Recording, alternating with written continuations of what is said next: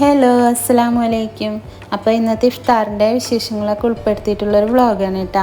അപ്പോൾ ഇന്ന് ഇഫ്താറിന് ബീഫ് വെച്ച് കട്ട്ലേറ്റ് ഉണ്ടാക്കുന്നുണ്ട്. അതുപോലെ മുട്ട ചമ്മന്തി, അതായത് മുട്ടയുടെ ഉള്ളിൽ ചമ്മന്തി വെച്ചിട്ട് നമ്മൾ ബജി ആക്കൂലേ, മുട്ട ബജി, അതുപോലെ തന്നെ വെജിറ്റബിൾ കുറുമയും അപ്പമാണ് കേട്ടോ ഇന്നത്തത്. അപ്പം ഞാൻ ആദ്യം തന്നെ അപ്പത്തിന് അരച്ച് വെച്ചിട്ടുണ്ടായിരുന്നു. ഇന്ന് ഇത്തിരി ലേറ്റായിട്ടാണ് കേട്ടോ കിച്ചണിൽ കയറിയത്. അത് കഴിഞ്ഞിട്ട് ഞാൻ ഉരുളൻകിഴങ്ങും കട്ട്ലേറ്റിക്കുള്ളൊരു ഉരുളൻകിഴങ്ങും പിന്നെ മുട്ട ബജിക്കുള്ള 2 മുട്ടയും കൂടെ കുക്കറിൽ വെച്ചൊന്ന് പുഴുങ്ങിയെടുക്കുന്നുണ്ട് കേട്ടോ. അപ്പോൾ ഞാൻ അതിനകത്തേക്ക് കുറച്ച് ഉപ്പും കൂടെ ഇട്ട് കൊടുത്തിട്ട് പുഴുങ്ങിയെടുക്കുന്നത്. മുട്ട പുഴുങ്ങാനിടുമ്പോൾ അതിനകത്ത് ഉപ്പ് ഇട്ട് കൊടുത്തിട്ടുണ്ടെങ്കിൽ മുട്ട പൊട്ടൂല എന്നിങ്ങനെ കേട്ടിട്ടുണ്ട്. അതുകൊണ്ട് ഞാൻ അങ്ങനെയാണ് പുഴുങ്ങാനിടാറ്. പിന്നെ വെജിറ്റബിൾ കുറുമയിലേക്കുള്ള ക്യാരറ്റും ഉരുളൻകിഴങ്ങും എടുത്തിട്ടുണ്ട് കേട്ടോ. നമുക്ക് ഇഷ്ടമുള്ള വെജിറ്റബിൾസ് എടുക്കാം കേട്ടോ. പിന്നെ ഞാൻ ഗ്രീൻ പീസ് വേവിച്ചിട്ട് സ്റ്റോർ ചെയ്ത് വെച്ചിരുന്നില്ലേ, അതും എടുത്ത് പുറത്ത് വെച്ചിട്ടുണ്ട്. പിന്നെ കട്ട്ലേറ്റിലേക്കുള്ളതൊക്കെ എടുത്ത് പുറത്ത് വെച്ചിട്ടുണ്ട്. ബീഫ്, അതുപോലെ ഇഞ്ചി വെളുത്തുള്ളി പേസ്റ്റ്, പിന്നെ പച്ചമുളക് ചതച്ചത്, സവാള, ഇതൊക്കെ എടുത്ത് വെച്ചിട്ടുണ്ട്. ഇഷ്ടമുള്ള വെജിറ്റബിൾസ് ചേർത്ത് കൊടുക്കുക കേട്ടോ. ഇപ്പോൾ കോളിഫ്ലവർ, ബീൻസ് ഒക്കെ ചേർത്ത് കൊടുക്കുക. ഇവിടെ എനിക്ക് അങ്ങനെ വലിയ ഇഷ്ടമില്ലാത്തതുകൊണ്ട് കോളിഫ്ലവർ ചേർത്തിട്ടില്ല. കോളിഫ്ലവറിൻ്റെ ബജി കഴിക്കും, അല്ലാണ്ട് ഇങ്ങനെ കറിയിലിട്ടിട്ടൊന്നും ഞങ്ങൾക്ക് 2 പേർക്കും ഇഷ്ടമല്ല. അതുകൊണ്ട് അതൊന്നും ഇടുന്നില്ല. ക്യാരറ്റും ഉരുളൻകിഴങ്ങും മാത്രമേ ഇടുന്നുള്ളൂ കേട്ടോ. ബീൻസിന് പകരം ഗ്രീൻ പീസ് ഇട്ട് കൊടുക്കുന്നുണ്ട്.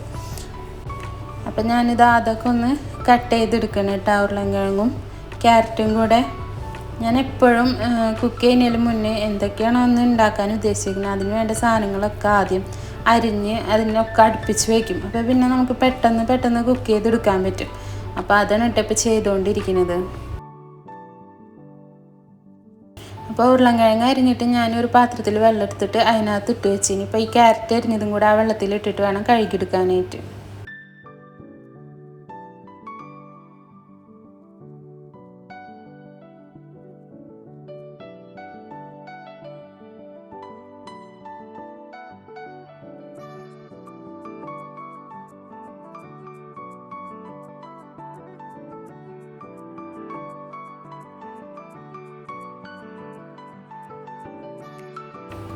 ഞാൻ വെള്ളത്തിലിട്ട് വെച്ചിട്ടുണ്ടെങ്കിൽ നമുക്ക് കുറച്ച് കഴിഞ്ഞിട്ട് 2-3 പ്രാവശ്യം വെള്ളത്തിൽ കഴുകിയെടുക്കൂട്ടോ. അത് കഴിഞ്ഞിട്ട് ആ കട്ടിംഗ് ബോർഡ് ഒന്ന് കഴുകിയെടുത്തിട്ട് അതുമ്പോൾ ഞാൻ ഒരു സവാളയാണ് കേട്ടോ എടുത്തിരിക്കുന്നത്. അതിൽ പകുതി കട്ട്ലേറ്റിൽക്കും പകുതി വെജിറ്റബിൾ കുറുമയിൽക്കും കൊടുക്കുന്നുണ്ട്. ഇതിനൊരു അരിഞ്ഞ് വെച്ചിരുന്നൊരു 2-3 അല്ലി ഞാൻ മുട്ട ചമ്മന്തിയിൽക്കുള്ള ആ ചമ്മന്തിക്ക് കൊടുക്കുന്നുണ്ട് കേട്ടോ.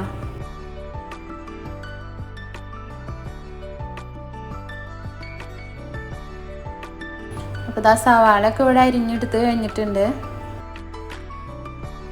ഇനിയിപ്പോൾ ഞാൻ കട്ട്ലേറ്റിലേക്കുള്ള ബീഫ് മാറ്റി വെക്കുന്നുണ്ട്. ഇതൊക്കെ നേരത്തെ വേവിച്ച് സ്റ്റോർ ചെയ്ത് വെച്ചിരുന്നതാണ് കേട്ടോ. റംദാൻ പ്രിപ്പറേഷൻ്റെ വ്ളോഗിൽ അതൊക്കെ സ്റ്റോർ ചെയ്ത് വെക്കുന്ന ഡീറ്റെയിൽ ആയിട്ട് കാണിച്ചിട്ടുണ്ട്.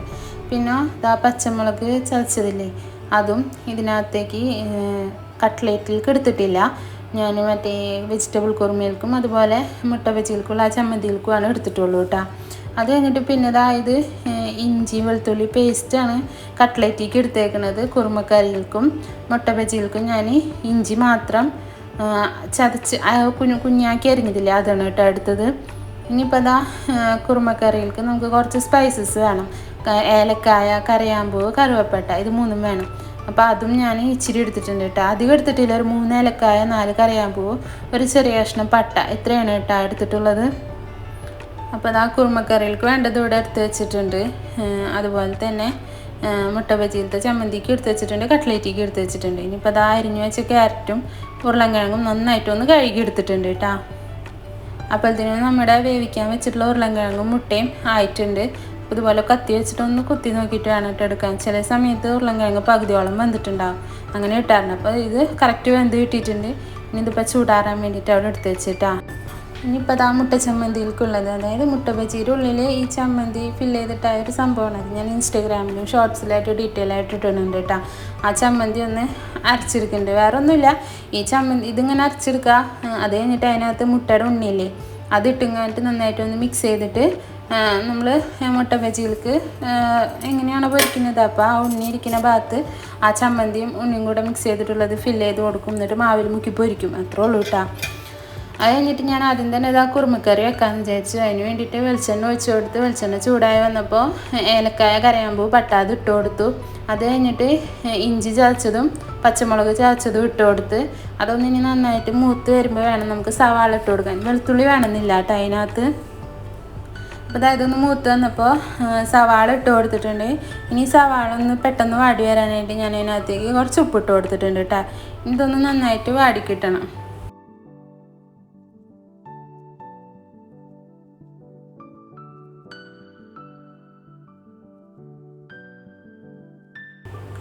സവാള ഏകദേശം വാടി വന്നപ്പോൾ ഞാൻ അതിനകത്തേക്ക് അരിഞ്ഞ് വെച്ചിട്ടുള്ള ക്യാരറ്റും ഉരുളൻകിഴങ്ങും ഇട്ട് കൊടുത്തിട്ടുണ്ട്.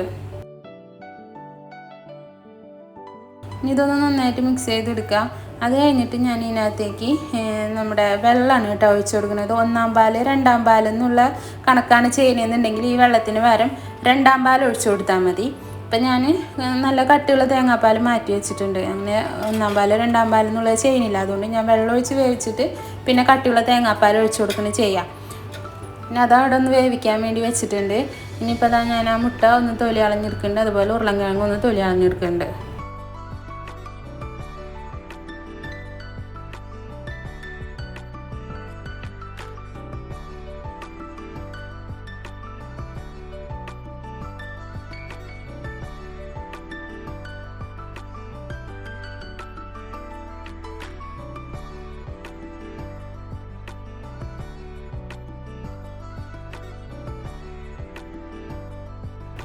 ഇനിയിപ്പോൾ നമുക്ക് കട്ട്ലേറ്റിനുള്ള മസാല ഉണ്ടാക്കിയെടുക്കാൻ പാനൊന്ന് ചൂടായി വന്നപ്പോൾ അതിനകത്തേക്ക് വെളിച്ചെണ്ണ ഒഴിച്ച് കൊടുത്തിട്ടുണ്ട്. ഇനി ഇതിനകത്തേക്ക് ഇഞ്ചി വെളുത്തുള്ളി പേസ്റ്റ് ഇട്ട് കൊടുക്കുക. ഇതൊന്ന് നന്നായിട്ട് മുപ്പിച്ചെടുക്കുക കേട്ടോ. ഇങ്ങനെ ഈ ഇഞ്ചി വെളുത്തുള്ളി പേസ്റ്റൊക്കെ നേരത്തെ ഉണ്ടാക്കി സ്റ്റോർ ചെയ്ത് വെക്കുന്നത് നമുക്ക് ഭയങ്കര ഉപകാരമാട്ടോ. അല്ലെങ്കിൽ ഇത്തിരി കോളൊക്കെ ഉണ്ടായിരുന്നപ്പോൾ ഞങ്ങൾ 2 പേരുള്ളൂ. അപ്പോൾ ഈ 2 പേരൊക്കെ ഉള്ളിടത്ത് കുറച്ചല്ലേ വേണ്ടൂ.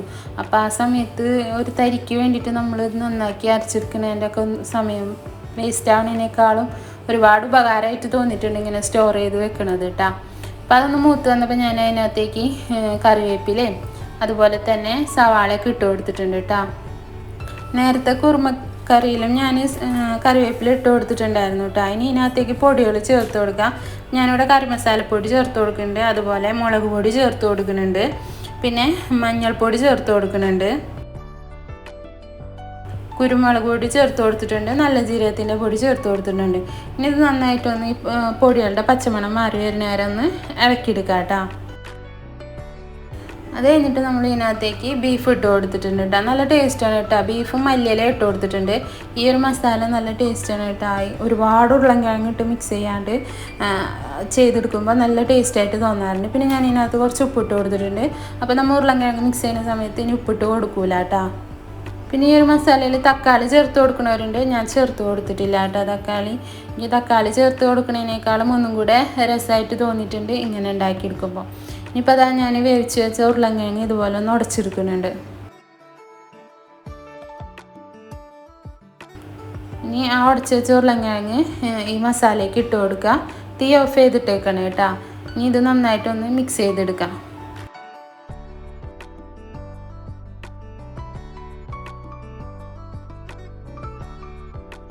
അങ്ങനെ അതവിടെ റെഡി ആയിട്ടുണ്ട്.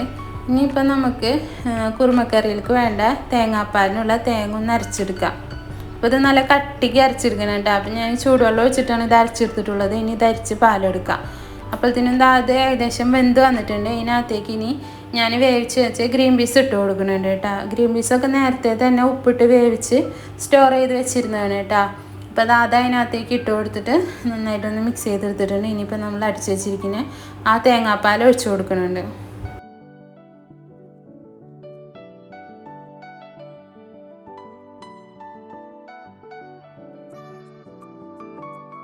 ഇനി ഈ പാലൊന്ന് ചെറുതായിട്ടൊന്ന് തിളച്ച് വരുമ്പോൾ നമുക്ക് ഗ്യാസ് ഓഫ് ചെയ്യാം കേട്ടോ. അത് കഴിഞ്ഞിട്ട് ആ മസാലയുടെ കട്ട്ലേറ്റിൻ്റെ മസാലയുടെ ചൂടാറിയിട്ടുണ്ട്. ഇനി ഇതൊന്ന് നമുക്ക് റെഡിയാക്കി എടുക്കാം.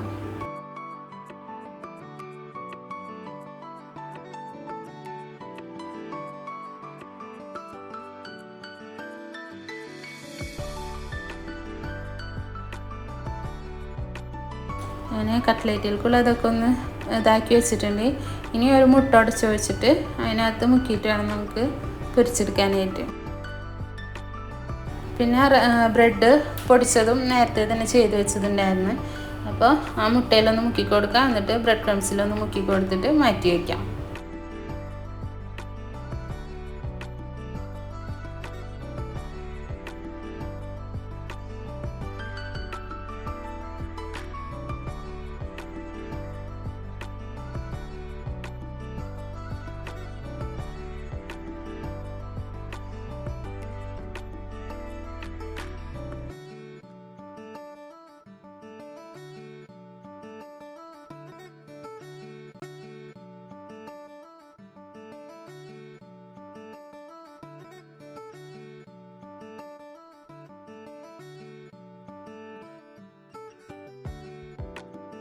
അങ്ങനെ ഇതാ ഇവിടെ എല്ലാം അതുപോലെ തന്നെ ചെയ്തെടുത്തിട്ടുണ്ട് കേട്ടോ.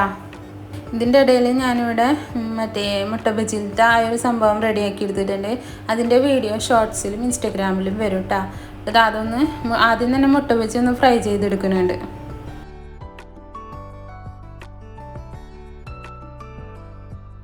അങ്ങനെ അത് ഫ്രൈ ചെയ്തെടുത്ത് കഴിഞ്ഞപ്പോൾ ഞാൻ എന്ത് ചെയ്തു, കട്ട്ലേറ്റ് ഫ്രൈ ചെയ്തെടുക്കുന്നുണ്ട് കേട്ടോ.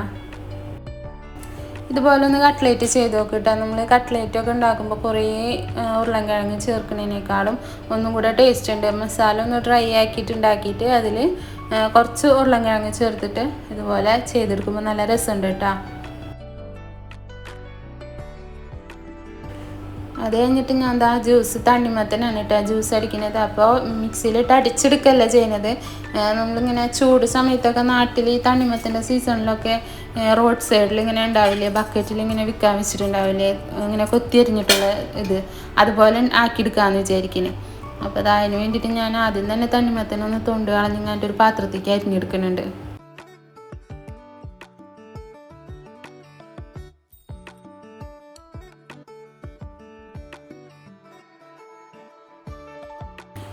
അത് കഴിഞ്ഞിട്ട് ഞാൻ അതായി ചോപ്പറിൽ ഇട്ടുങ്ങാനിട്ട് ഒന്ന് അടിച്ചെടുക്കണം കേട്ടോ ചെയ്യുന്നത്.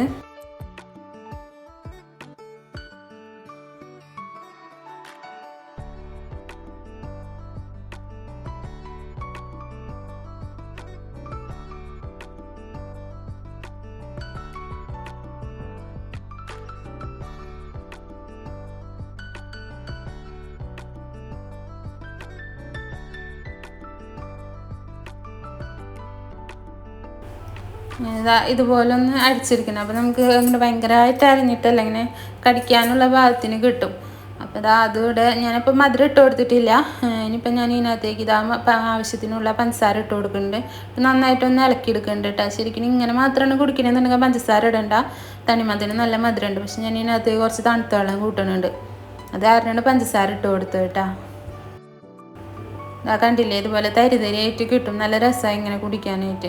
പിന്നെ അതിനകത്തേക്ക് ഞാൻ തണുത്ത വെള്ളവും ചേർത്ത് കൊടുത്തിട്ടുണ്ട്. അധികമല്ല, കുറച്ച്. അപ്പോൾ നമ്മുടെ നോമ്പറക്കാനുള്ളതൊക്കെ റെഡി ആയിട്ടുണ്ട്. കട്ട്ലേറ്റ്, മുട്ട ബജി, അതുപോലെ നാരങ്ങ വെള്ളം, പിന്നെ ജ്യൂസ്, പിന്നെ ഫ്രൂട്ട്സ് കട്ട് ചെയ്തിട്ടുണ്ട്. ഫ്രൂട്ട് സലാഡ് തരിക്കഞ്ഞൊന്നും ഉണ്ടാക്കിയിട്ടില്ല. ഇന്ന് ഇച്ചിരി ലേറ്റായിട്ടാണ് കിച്ചണിൽ കയറിയത് തന്നെ. അങ്ങനെ അൽഹംദുലില്ലാ 6ാമത്തെ നോമ്പും റാഹത്തായിട്ട് തന്നെ കഴിഞ്ഞു. ഇനിയിപ്പോൾ ഇശാൻസ്കാരൊക്കെ കഴിഞ്ഞതിന് ശേഷം ഭക്ഷണം കഴിക്കുള്ളൂ കേട്ടോ. അങ്ങനെ ഇശാൻസ്കാരൊക്കെ കഴിഞ്ഞ് മൊത്തം പാത്രമൊക്കെ കഴുകി വൃത്തിയാക്കി വെച്ചതിന് ശേഷം കഴിക്കാൻ നേരത്ത് അപ്പം ചുട്ടെടുക്കണം കേട്ടോ. ഇത്രേ ഉള്ളൂ നമ്മുടെ ഇന്നത്തെ ഇഫ്താറിൻ്റെ വിശേഷങ്ങൾ. വീഡിയോ നിങ്ങൾക്ക് ഇഷ്ടപ്പെട്ടിട്ടുണ്ടെങ്കിൽ ഒന്ന് ലൈക്ക് ചെയ്യുക, ഷെയർ ചെയ്യുക, കമൻറ്റ് ചെയ്യുക, സബ്സ്ക്രൈബ് ചെയ്യുക, അടുത്തുള്ള ബെല്ലൈക്കൺ ഒന്ന് അമർത്തി കൊടുക്കുക. അപ്പോൾ പുതിയ വീഡിയോ ഇടുമ്പോൾ നിങ്ങൾക്ക് നോട്ടിഫിക്കേഷൻ വരും. അപ്പോൾ പുതിയ വീഡിയോ ആയിട്ട് നാളെ കാണാം.